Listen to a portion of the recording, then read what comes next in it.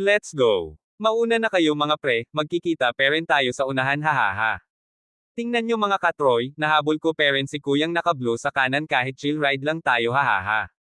Pero ayaw niya magpa-overtake kaya binilisan niya magpatakbo ng kanyang motorsiklo. Sorry kuya, nauna pa rin ako sayo.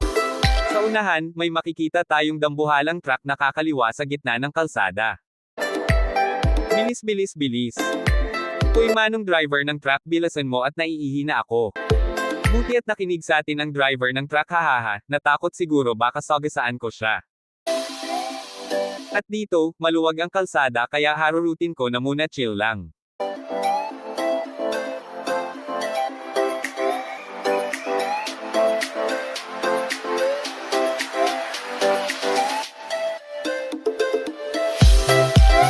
Kuya, delikado yung ginagawa mo, huwag mo nang ulitin.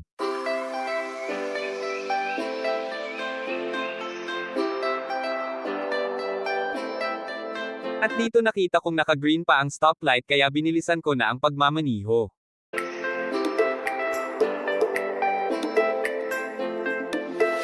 Pasingit lang saglit sir na nakakotseng puti, salamat po.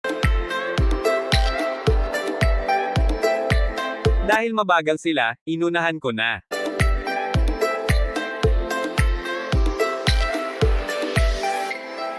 Bago ang lahat, sa Maynila nga pala ang punta natin kaya sa Roxas Boulevard ako dumaan.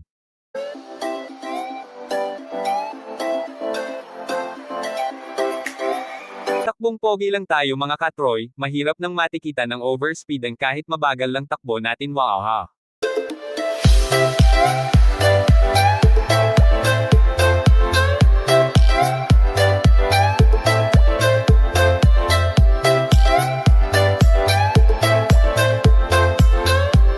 Akala ko naka-red ang padiretso, pero ang pakaliwa pala yun, sabaw ka talaga hahaha.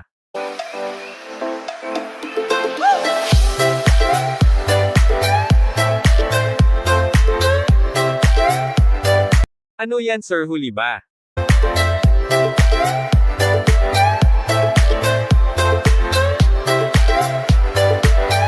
Paakyat na tayo ng tulay ng R10.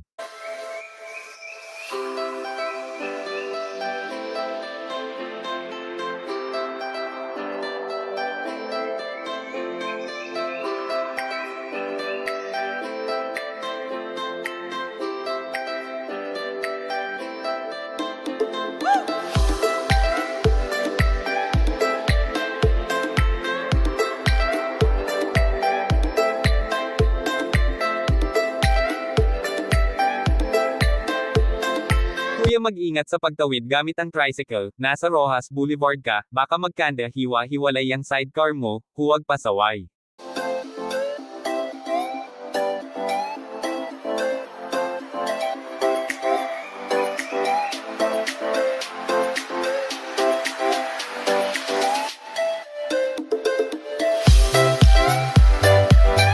Huwag tumigil dahil naka-green ang ilaw ng stoplight.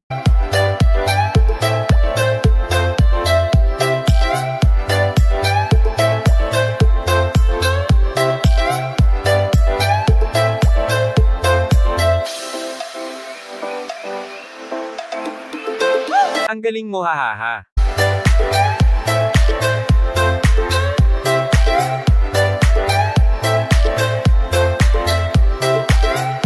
Ang husay sumigit nito ni kuya.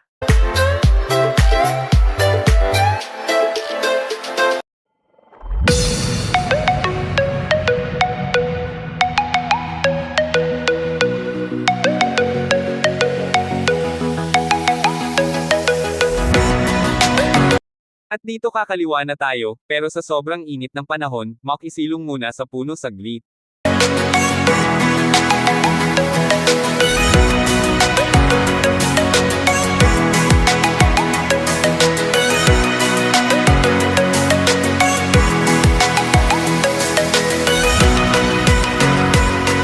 Nandito na pala ako sa United Nations LRT Station.